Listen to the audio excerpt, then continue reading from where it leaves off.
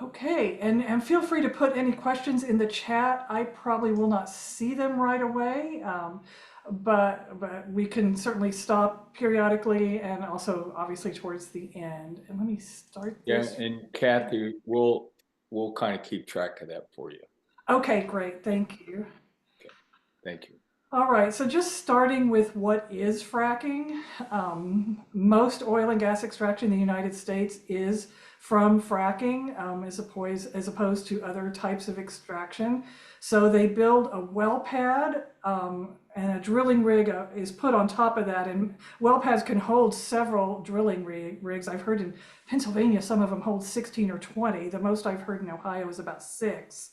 But it drills down vertically and then it moves horizontally, and they push under high pressure millions, like tens of million gallons of fresh water that has been laced with sand and chemicals that's injected at high pressure each time they do a frac. They drill the well first and then they do the pushing the chemicals down, and that's to crack the rock underneath. And this is shale rock, it cracks more easily. And then the gas comes out and everything comes back up. And so they separate the gas and oil from what they call produced water. And it also brings up with it a lot of radioactive elements. So what comes back up is not only toxic because of the chemicals, but actually radioactive. So then that waste has to be injected into what's called injection wells. Ohio has more injection wells than any other state, well over 200 of them. Most states have, I think West Virginia might have 6. And so that has to go in these injection wells, and it can never enter the water cycle again. Methane emissions from fracking pollute the air and warm the planet. Methane is 86 times more potent than carbon dioxide as a greenhouse gas.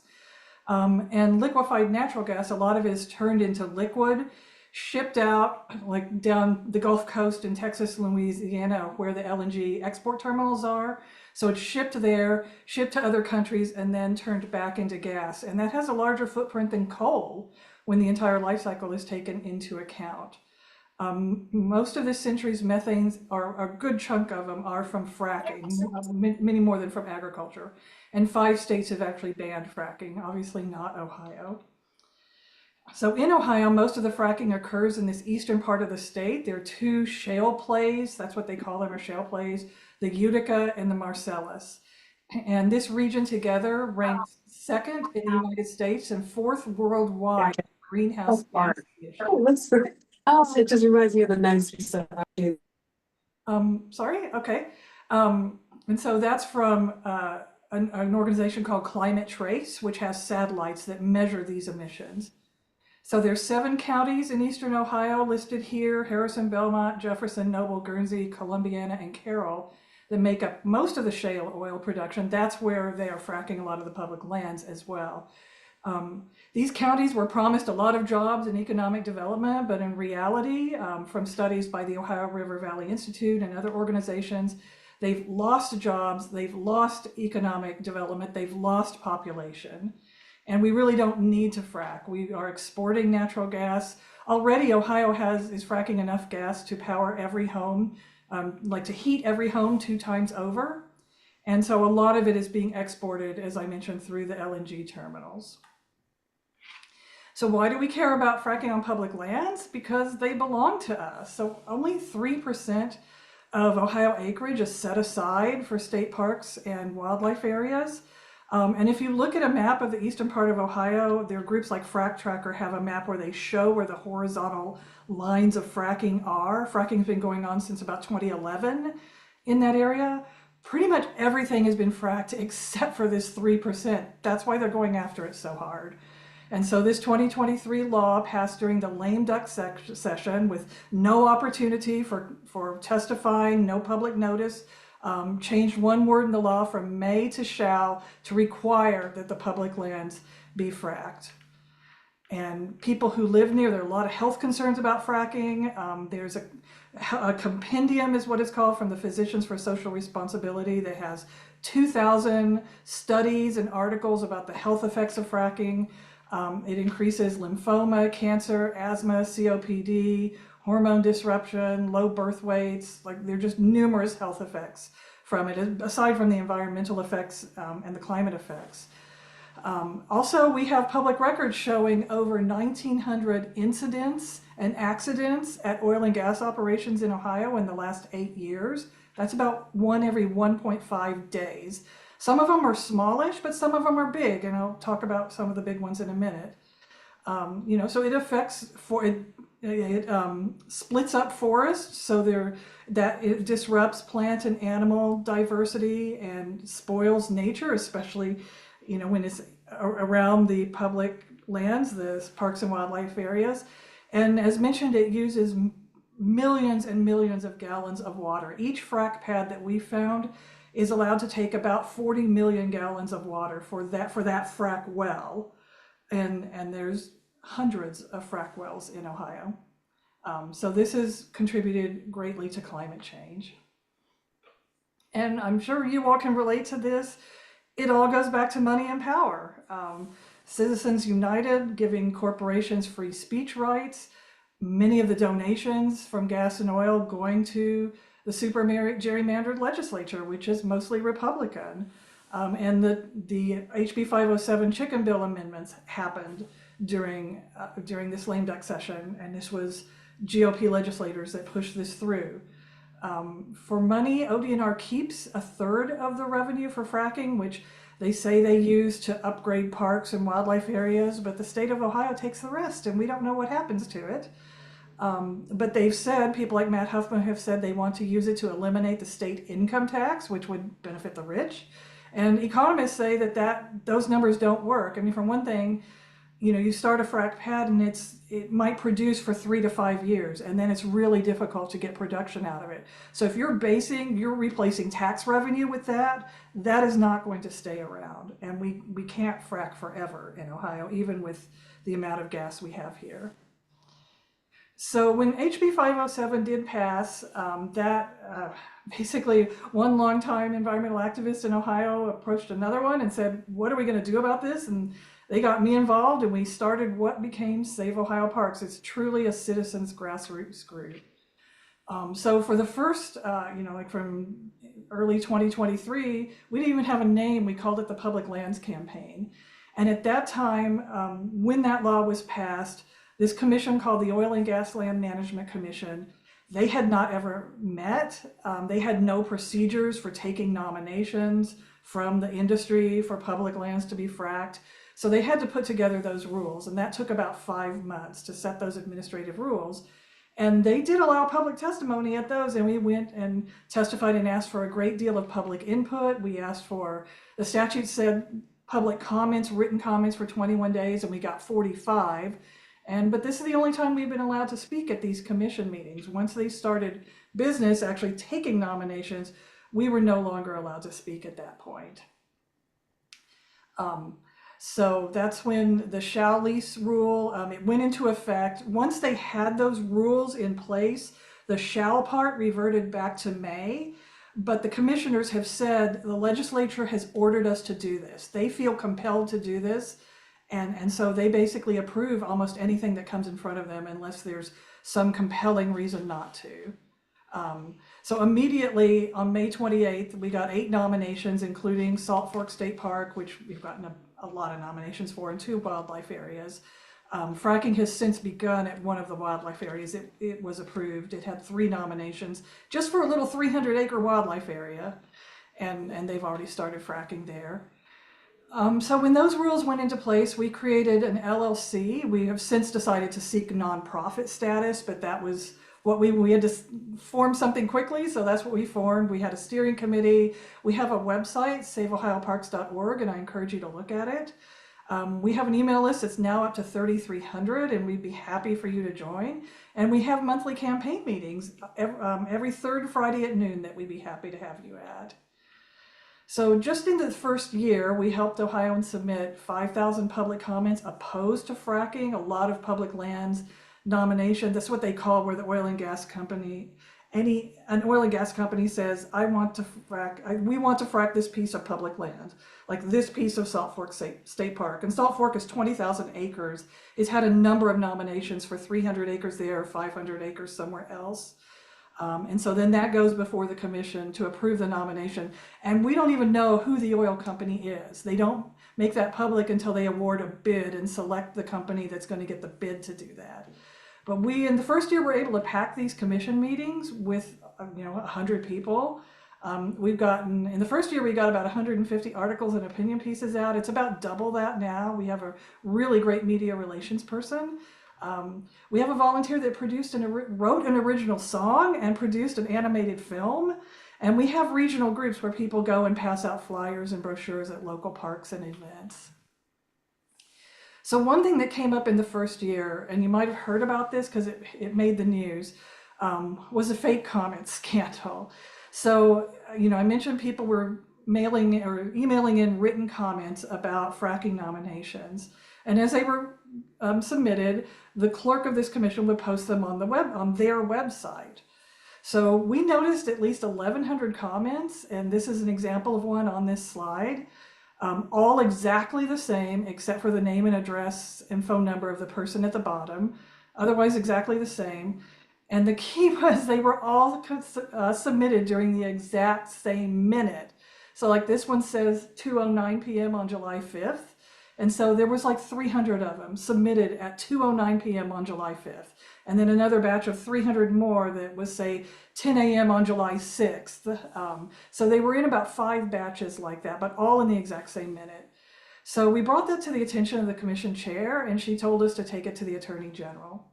So before we did that, we recruited 12 volunteers. We called 735 of those people, and over 100 of them told us they didn't submit the comment. They didn't know what fracking is. They didn't speak English. A lot of them were against fracking, especially in the parks. And some of them were kids. One of them was a 9-year-old girl. So we learned that the entity responsible for this is called Consumer Energy Alliance. And it's basically one of the many front groups for the oil and gas industry. And they have a history of submitting fake comments on oil and gas issues around the country. Like in Wisconsin in 2014, previously in Ohio once, previously in South Carolina. So, the media got a hold of this, and that story broke in September, and Yoast vowed an investigation. And within a year, the AG's office had proposed a new rule called consent and solicitation of signature. So apparently CEA had posted on social media about sweepstakes or winning the lottery, and basically people who are really struggling financially signed up for that. And those were the names they put on these letters without their knowledge. So they were, for the most part, real people, but they did not write those letters. And that rule was just recently finalized. And so if that happens again, that is a deceptive act and it's prosecutable. They didn't prosecute Consumer Energy Alliance this time, but if they do it again, and they've done it before, so basically we haven't seen that happening again with the comments. So we at least made some progress there. So the current status on fracking our public lands. So we've had 22 nominations over the last 2 years for parks and wildlife areas. Salt Fork State Park is really one that has had many nominations. 4 have been approved, and the first 2, though that company is building well pads now outside of Salt Fork. It's called Infinity Natural Resources. And in fact, they just went from a private company to a public company they had an initial public offering on the stock market because they feel like, hey, this is like heyday to them, like they just feel like they are going to have money for a long time from fracking our public lands. And so they chose to go public over that. Valley Run Wildlife Area that I mentioned, which is very small, has had 4 nominations approved now. A wildlife area called Zepperneck, which is in Columbiana County. It was 66 acres there. It's a larger wildlife area. It has a beautiful lake. People fish there a lot. That nomination has been approved. Both Valley Run and Zepperneck went to Encino. And Encino, I'll get to that in a minute. Encino is largely owned by the Canada Pension Plan, but we'll get to that in a minute. Egypt Valley is another large wildlife area of about 20,000 acres. And that's been nominated several times. There's one that's been approved, two pending, and I think one or two were either denied or withdrawn. Keene Wildlife Area, I think is in Harrison County, and it's tiny. It's 82 acres. That's been approved and awarded. Leesville Wildlife Area is right around Leesville Lake. There's a lot of summer camps there, and two of those nominations were approved. I think at least one was withdrawn. Jockey Hollow is another wildlife area near Egypt Valley, and that one's pending. So some were withdrawn or denied, but they were only denied if, like in one case, the Ohio State University had an agricultural research station on the area nominated for fracking, and nobody bothered to tell them that there was going to be, their land was nominated for fracking, and they found out and they were pretty mad, and they wrote a letter to the commission, so the commission denied that one. But that's the kind of thing that gets something denied if somebody else controls the land. But it's not because of what the people say. They aren't really, we are submitting a lot of public comments, and we need to keep doing that to have it on the record. But they don't really talk about the public comments.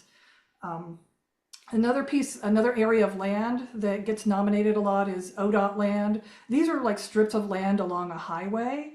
And they're nominated largely because those horizontal lines for fracking, if they come across a piece of ODOT land, they have to stop. They can't go farther than that. But if it's approved and they say they can frack that ODOT land, then they can go right through it, and then that opens up some space beyond that for them. So these are just generally just long strips of public land that the fracking companies want to get through. And so many of those have been approved. So at these commission meetings, we are not allowed to speak, but we do make our opinions known. And this was a meeting about a year ago where people from Climate Defiance showed up. We weren't part of that, but they showed up and they kind of took over the meeting. But even so, the commission just came back. People, there's like dozens of people like standing there yelling at them. And the commission came back and did its business anyway and started approving fracking, which I've never seen anything like that. It's very stacked for the oil and gas industry. This is by law. 2 members from oil and gas, 1 from finance. There's 1 that's supposedly from conservation, but he always votes to frack everything along. They all vote to frack everything they can. And at this point, after this happened, they moved meetings to the state police headquarters. And there was a lot of cops there. And the police actually last meeting stopped a reporter from even approaching the commission chair to ask a question. But the new chair is moving very quickly through the agenda. Meetings are maybe 15 minutes, 10 minutes, and they just say, okay, here's this nomination, vote, boom, move on. And we started coming early and like speaking in the room before the meeting begins. But they are supposed to consider 9 things, including public comments and things like environment, geology, compatible use, and they never discuss any of that. So we have a call for a fracking moratorium that we have sent to Mike DeWine. And that happened after on January 2nd of this year, this well pad, which is about 5 miles from Salt Fork, it's owned by a company called Gulfport Appalachia, which has a terrible track record. And this well pad exploded and burned, and it caused an evacuation for 2 days in a half-mile radius. And the firefighters couldn't even put out the fire. It was so hot. They just let it burn. And ODNR said the cause of the fire is undetermined. No one was hurt. But this shows the kinds of accidents and incidents that can happen. And if this well pad had been closer to Salt Fork, because many of them are being built just 1,000 feet outside of the borders, it could have really hurt what's going on in the park. How would you evacuate a 20,000 acre park with people camping and fishing and boating and hunting? It's just not possible. And it's just not safe to do this around public land. So we have a bit.ly moratorium now. And this will send a comment to Mike DeWine. Some of our other campaigns, we have our member who's doing the daily accident report, and that's a page on Facebook. And I think she's now starting a Substack, but she's the one who requested the public records and got all these accidents. And she basically takes one for, while she was doing it 1 a day, now it's about 1 a week. and describes everything that happened around it, because usually there's a trail of somebody violating the rule, the administrative rules, or not doing what they're supposed to be doing on their fracking pad. ODNR like investigates or inspects, tells them to put it in order, to do better.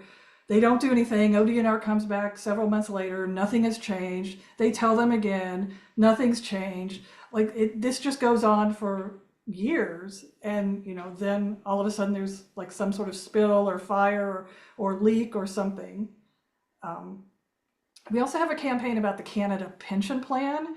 So this is the pension plan in Canada for every Canadian, except if you live in Quebec, but everyone else working and retired. It's like our Social Security. Well, they own a lot of oil and gas, and they outright bought.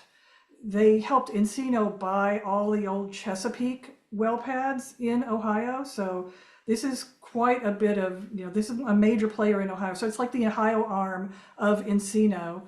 Canada Pension Plan gave Encino $2 billion to do that in 2017, and another $1 billion to expand in 2018. So we're working with a Canadian organization that's trying to get Canada Pension Plan to divest. So we have a petition there, CPPI, bit.ly, CPPIB Ohio. We're trying to get, we have about 800 unique Ohioans there, and we'd like to get that to 1,000. And then we're going to have some kind of event about presenting this to the Canada Pension Plan. And like I said, we're seeking nonprofit status. We recently got a grant, and so we're able to hire interns. And actually, we have 5 summer interns. That's actually a mistake. And we had 2 last term, and hopefully we'll have 1 in the fall. So actions you can take: learn about fracking, make sure it's from accurate and respected media and scientific sources. Talk to your elected and appointed officials, the representatives and senators. This is in the law, but they should still hear that Ohioans are really unhappy about having their parks fracked. The public comments are running 98 to 99% against this, but as I said, they don't even talk about the public comments. But let our representatives and state senators know. Talk about this with your family and friends in Ohio. Make sure they know. Join an environmental group. We'd be happy to have you on our mailing list and coming to our campaign meetings, and vote, which I know everyone here does. Here's our social media. We have a robust social media on Facebook, Instagram. We're still on Twitter. We're trying to move that into Blue Sky. We just started LinkedIn, and we have a YouTube, and our email is hello@SaveOhioParks. And then our website is saveohioparks.org. And that's all I've got. Wow. Stop the share and That was excellent. Superb. Wow. Very compelling. Thank you, Jen.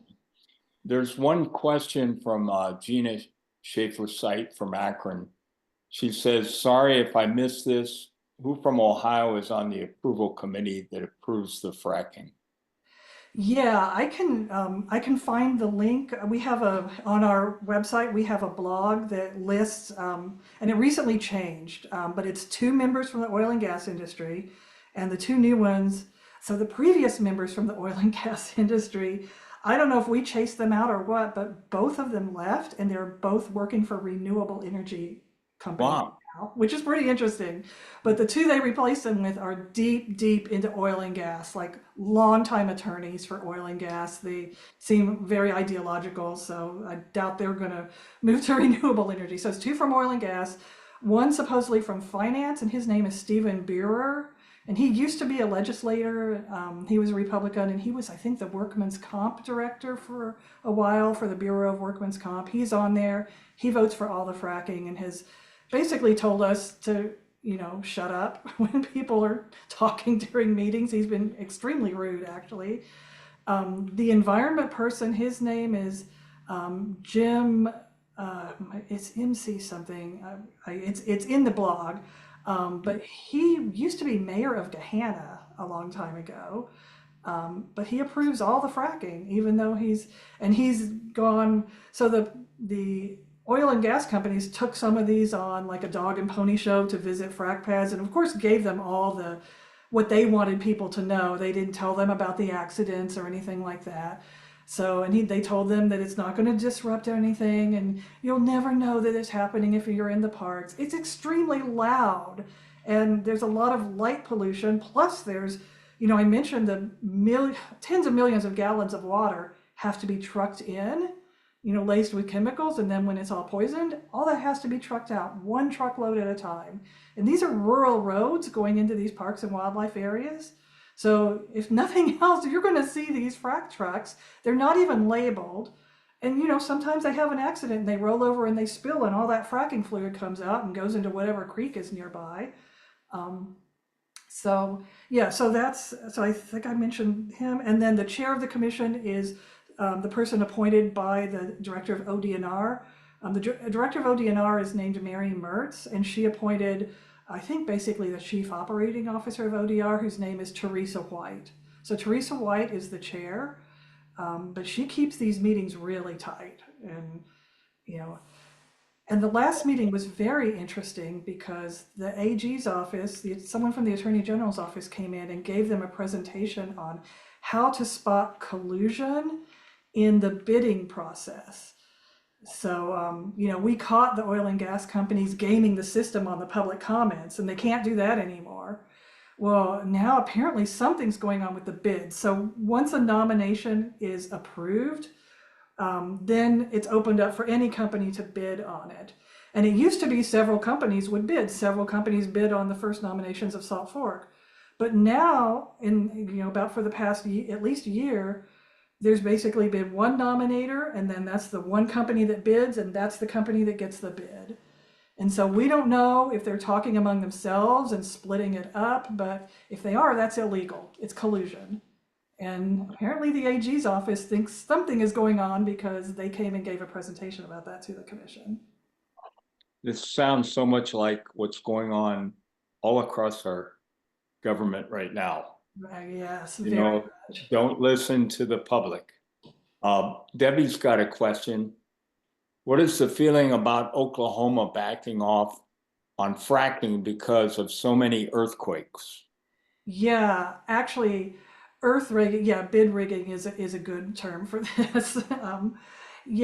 So earthquakes have become a very recent, that's really come to the fore just in the past few months in Ohio. So the ODNR has an earthquake database, and you can go look up when and where all the earthquakes have been, going back to 1787 or something. But just this year in January, there was, I think, something like 60 earthquakes in Washington County. Most of those are below, about 2.5 is where people can feel it, and most of them were below that. Washington County has a lot of these injection wells, and so we think that that's what was causing this there. And then just recently, just in the past few weeks in Noble County, there was 50-something earthquakes there.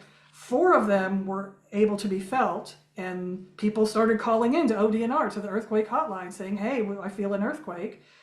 ODNR came in and shut down an Encino well pad in Noble County over this, which is the first time that's happened since, I think, 2011. They shut down a well pad in the Youngstown area over earthquakes. And now they've done it in Noble County and Encino was very unhappy about this, of course. But maybe that'll help cause some backing off. And so we're making earthquakes a pretty big issue right now. Well, Bill Hours mentioned that bid rigging is a better term than collusion. Yeah, I think the the AG used the term collusion, but really it's bid rigging. Yeah. That's what it is. Yeah. Well, how about other questions? Anyone?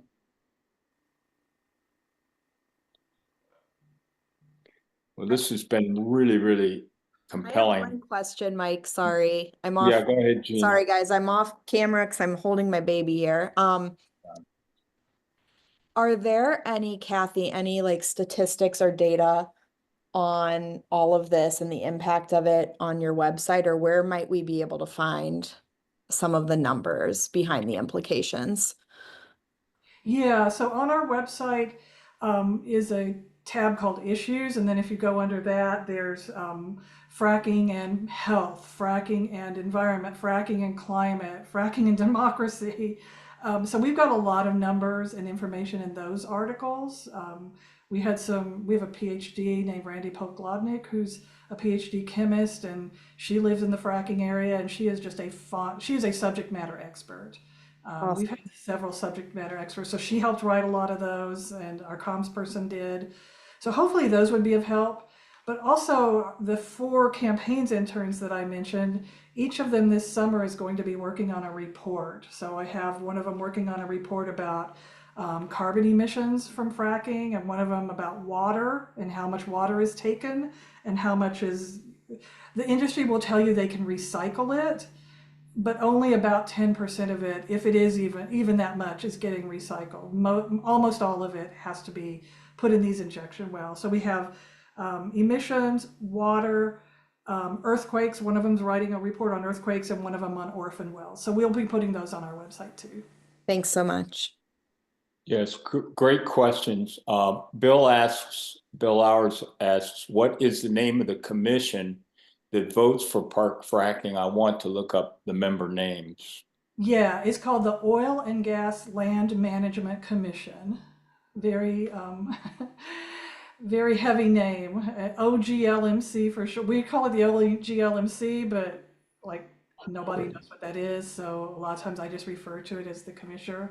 And if you go to our website, saveohioparks.org, there's a blog post and there's a slider at the top, and you'll see it there. It's called Meet the Commissioners.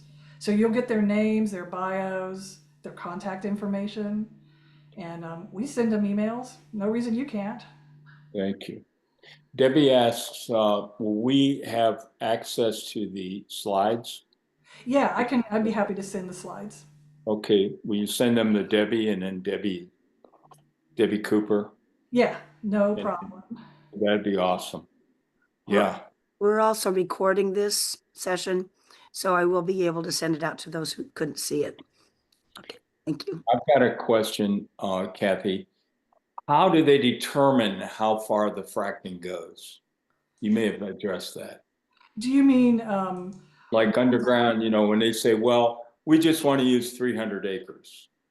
Yeah, right. How do they know that at 301 it stopped? Oh, how do the fracking companies know? That's a really good question. Or how do they report, okay, that's all we're using, it didn't go? Because there's another bill here that you may have brought up before, I know Debbie's posted it, about the CO2, burying it or putting it in unused wells. And the thing the part of that bill that was just very disturbing is that later, the way it was written, supposedly people could say that own the 300 acres. Well, I want to, let's use my neighbor's 100 acres. And now we don't need to tell them about it. We'll just go ahead and push it out there. Yeah. So I don't know, how do they know how far they're going? That's a really good question. I don't actually know the answer. They do. So these frac pads the ODNR is requiring them to be at least 1,000 feet outside of a park or wildlife area, which is about 1/5 of a mile.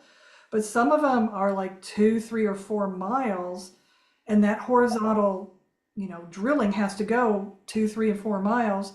The farther it goes, the more water they have to use to get to, where the shale and the gas is to break up the shale.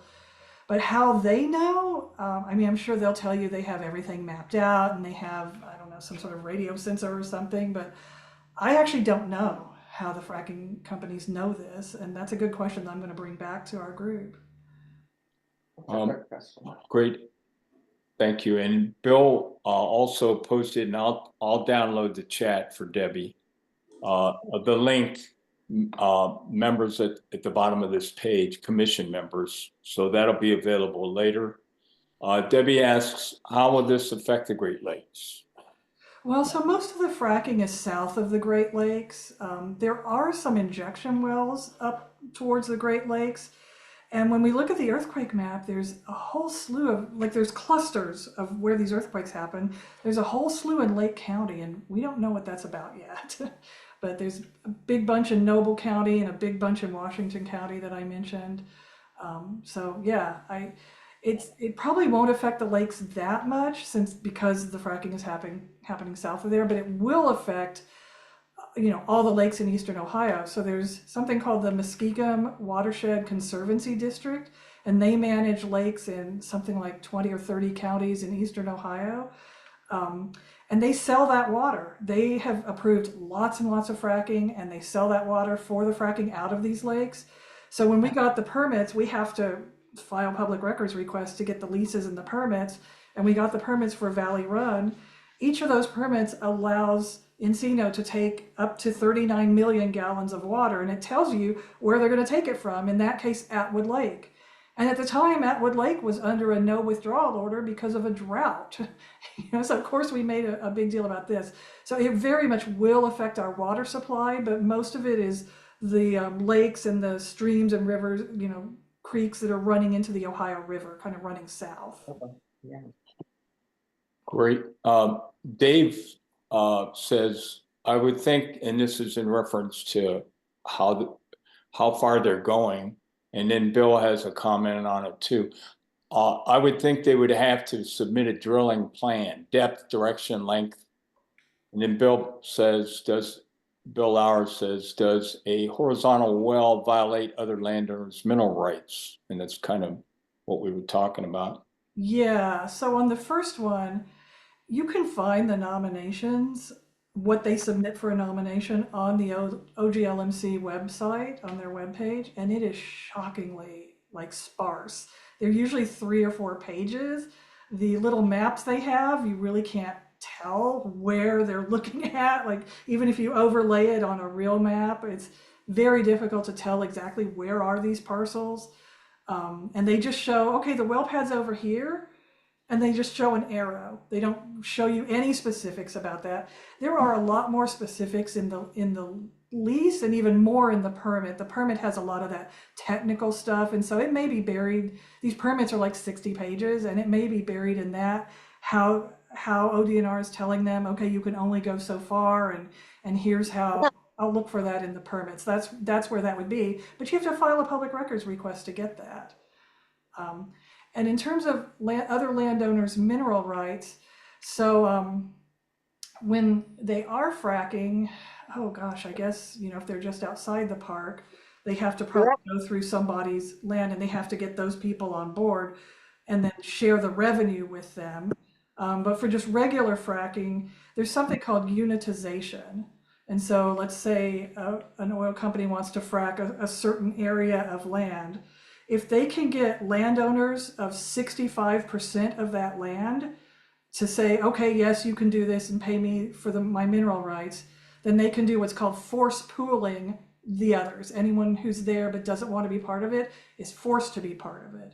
And that happened to Randy Poklodnik, who I mentioned. Her land got force pooled, and she didn't want that. And one thing we're really concerned about with these large tracts of land, say, one of the nominations for Egypt Valley is literally 4,300 acres, which is, I think, the largest nomination we've seen. And so, anyone else around there, even if they don't want fracking, and a lot of them do take it because, they get money out of it, and they're not thinking about what it's doing to the climate and the planet and our water. But if they didn't, they would get force pulled in, because 4,300 acres is a big chunk of land. Anything around that, people would get force pulled in. So a lot of people in that area just say yes, because if they don't say yes, they could get force pulled in anyway and then not have any money. So it's just kind of insidious how this works. Thank you. Debbie said, would drought likely stop some of the fracking operations? What pending state legislation should we know about? Yeah, okay, so 2 different questions. So drought could possibly stop some of it, like I mentioned with Atwood Lake. If they can't take water out of Atwood Lake and that's where they're designated to, then they would have to hold off. But eventually, the drought cleared up and they got the okay to take the water, and it started back up again. In terms of legislation, the carbon capture and storage legislation, which I think is HB 170, that's not totally related to this, but it kind of is. It's carbon capture and storage it's unproven, but it's the idea of capturing the carbon emissions from fossil fuel operations and injecting them underground. And it's a very bad idea because, for one thing, it hasn't been proven. For another thing, carbon dioxide is an asphyxiant, and if it's injected underground in high pressure, like it can come back up. And then if it comes back up, it can, literally be an asphyxiant to all the people wherever it comes back up. And that has happened in a couple of places. But also in eastern Ohio, there are so many holes in the ground because of old wells, injection wells, old production wells, coal mining. Like it's just Swiss cheese. So if you put something harmful in the ground, it's going to migrate. And so I see in the chat, where does the contaminated water go? So most of that is put in what they call class 2 injection wells. And so I had thought that those would be wells with lining and so forth. They're not. There's a little bit of a lining, but it's basically a big hole underground. And so they push all the water down there at high pressure. This is all toxic and radioactive wastewater. And what happens is a lot of it migrates because it just moves over. If there's a way for it to move over, it moves over into another part of the ground. And sometimes it comes back up. And that has happened where it's found another production well. And then this toxic wastewater comes up through an inactive production well. And that has happened several times. And in one case, the owner, so the person who is the chair of the Senate Energy Committee, his name is Brian Chavez, and he owns a wastewater injection well company called Deep Rock, I think Disposal Solutions.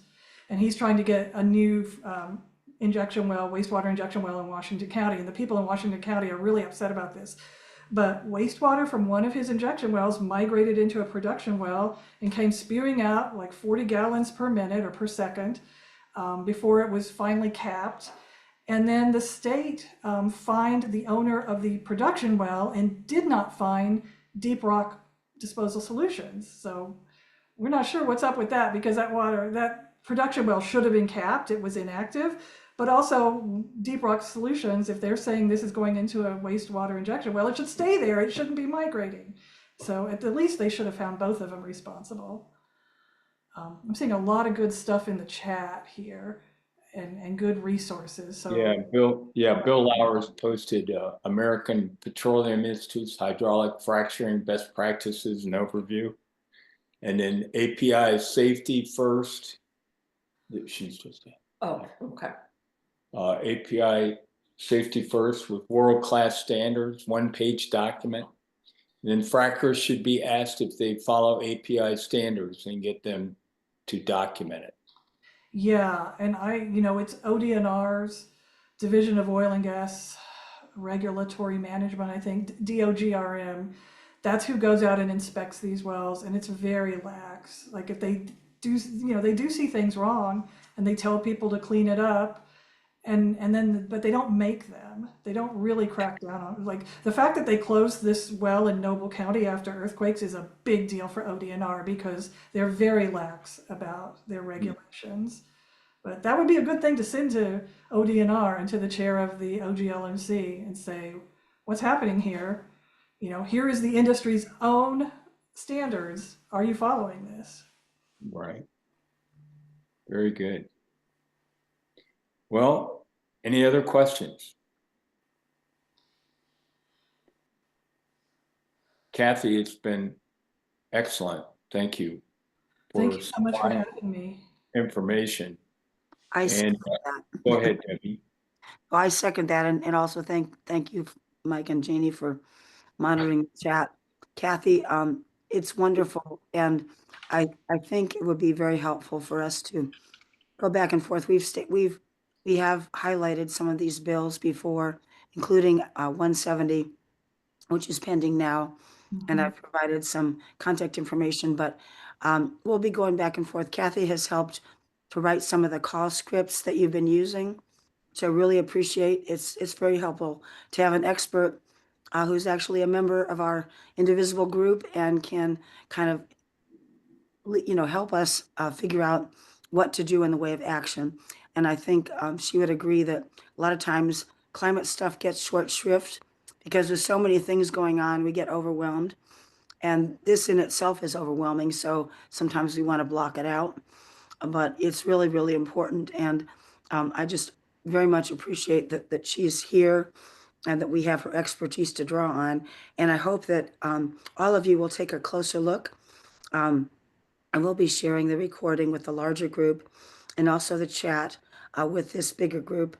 And then every time a piece of legislation comes up that she thinks might have legs and that might be passed, then I'll try to help guide you to make noise about it. Because even though it might not change the outcome in some ways, it can make a bad bill better.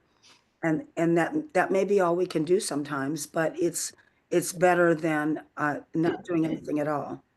So maybe Kathy has something more to say about that.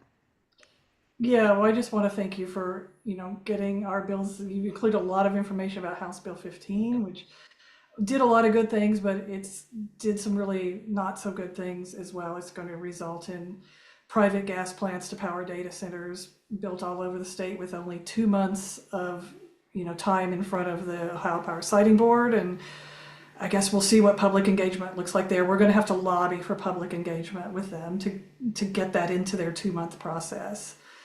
But yeah, I'm very happy to be here and happy to connect with real activists. And I think, as you all observed, what's going on with fracking our parks, it's very similar to what's going on with the schools and the libraries and, the anti-LGBT trans legislation. And just basically, they don't want to hear from citizens, which means we have to be even louder. Right. Yeah, good point. I was talking to a staffer the other day before I lost my voice actually, but I was saying, do you feel discouraged sometimes when you just don't get anywhere with the bills? He was a Democratic staffer. I said, yes, but it's still really important for people to make the calls and send the emails and make contact, because you just never know when something might break through. I read about something, I can't remember the details of it now, but it was a bill that was all set to go. Oh, I know. It was about foreign nationals being able to own businesses in Ohio. And it was all set to be passed, no questions asked. And the target was Chinese. And people got up and spoke. And one in particular was very eloquent and convinced Cindy Abrams to say, we've got to make adjustments to this bill. So it may be small, but you never know when something's going to, turn somebody. And one thing I have found that one of the Republican senators who is particularly open-minded is Bill Blessing or Lou Blessing. I both names, but he's pretty open-minded, and that's one person you can call if you want to sort of get an idea where Republicans are in something and where you might be able to convince somebody. So it's well worth doing. And again, I so appreciate Kathy's expertise and hope she'll keep us focused on some of the climate oriented stuff so that we don't forget about it, because it's really huge. Thank you so much. Thank you so much. Next week, we will not be meeting, but the following week, Adam Householder, who was with us for a little while, but he represents the Hilliard Food Pantry, and he's going to be joining us. I'll have details about that coming up, but this every other week thing seems to be working pretty well. And in the meantime, we have plenty to do. This week, I just remind you, I sent out an email yesterday about the budget because they've made a change. The Senate Finance Committee is asking for all testimony for people who want to testify in person to be submitted by Friday at 5 o'clock. That's tomorrow at 5 o'clock, no matter when next week you want to testify. So if you don't submit by then basically you have to just submit written only testimony and you can't speak. I mean, I'd like to think it's just because there are going to be so many people testifying. Maybe that's the case, or maybe they just really don't want to hear from too many people. But in any case, no matter whether you want to testify on Wednesday or Thursday, you still have to have everything in by tomorrow at 5 o'clock. Now, if you have written testimony, I think the usual rules apply. But really, if you want to testify about anything, go ahead and take care of that. Check out the email. I sent it, I think, last night. It has all the different areas of the budget that we've been calling about. That's not all the areas, of course, but it's the ones that we had help from Rachel Coyle in identifying. It's got call scripts. You can modify those call scripts, add your own information. It can be very small. It can maybe 1 or 2 paragraphs is sufficient. And they're asking you to send your testimony through the Senate Finance Committee website. Might seem daunting, but it's actually easier than what you've been doing if you were testifying before. You have to convert your testimony. Let's say you have a Word document, put it in PDF form, which is easy. You just go drop down and you choose PDF, and then you go into their website, and in that email I provided a link to go there, and you can pick a day. Doesn't matter when, because it's all due on Friday. Pick up the Senate Finance Committee meeting, click on that link, and then it'll say upload testimony. Click on the upload. It'll ask for your witness information, so you don't even have to bother filling out a separate witness slip. You just fill in your information, and you tell them whether you're going to be testifying in person or written only, and then you attach your written testimony, and off it goes. It's actually quite a lot easier than it's been in the past, and I would encourage you to do that and not be, kind of scared by it. If you do have trouble, you can always call the Senate Finance Committee staffer. This would be Jerry Serino's staffer, and ask for help with that. But honestly, I'm not techie, and I had no trouble with it at all. So I'm guessing all of you would be able to do it quite easily. And again, it's more about quantity than anything. So don't think you have to write a whole page. And Karen Lee just asked, Karen, to answer your question, Debbie put that out in a separate email today too. Yeah. All this information. I think that's your question, right, Karen Lee? Yes, it's Yes, it is, Mike. I was typing and I couldn't find the button. Yeah. Oh, okay, that's all right. But email, I think it goes to Karen also, right? Okay. Yeah. Yeah. So it's there. It should be all there. And if you can't find what you need, just send me an email and I'll send you what you need. I got it already. I can just go because I want to make sure that we don't ignore our chance to speak, even if it's not paid attention to. So thank you all very much. Our advocacy is really important. I know that a lot of people have been kind of falling off logging their actions because it's a pain to spend that extra little time. But somebody suggested recently on our Facebook page that you could sort of group them together if you want. Let's say you make 5 calls, put them all in one thing. It's better than not doing anything at all and gives us somewhat of an idea of what's being done. So make it easy for yourself, but don't let the numbers discourage you. We are up over 3,000 calls now. That's since January 23rd. So that's good news, but it's just fallen off a little bit. And I think it's not that people aren't making calls. It's just that they're not logging them, which is, I mean, it's not required. It's just that it really does help us to encourage each other and also to see who's calling who. And what I've noticed is that most people are calling federal officials, which is great, but really the state level is what's going to affect us directly, and they don't get nearly as many calls. So your impact is greater. So if you have a choice on one day, whether to call, let's say, Moreno or Husted, or to call somebody on the Senate Finance Committee, call the Senate Finance Committee, because they're going to probably answer you. You actually get through to somebody, and you can make your case. And if you're a constituent, it matters. So that's my little pitch for today. And again, thank you so much. Anybody have anything else for the good of the order before we? Okay, Karen Adams. Well, a little bit against what you just said, but I've heard about this campaign. It's trying to send 1 million postcards to Washington, D.C. the first of the month. And Indivisible Central printed out hundreds of these.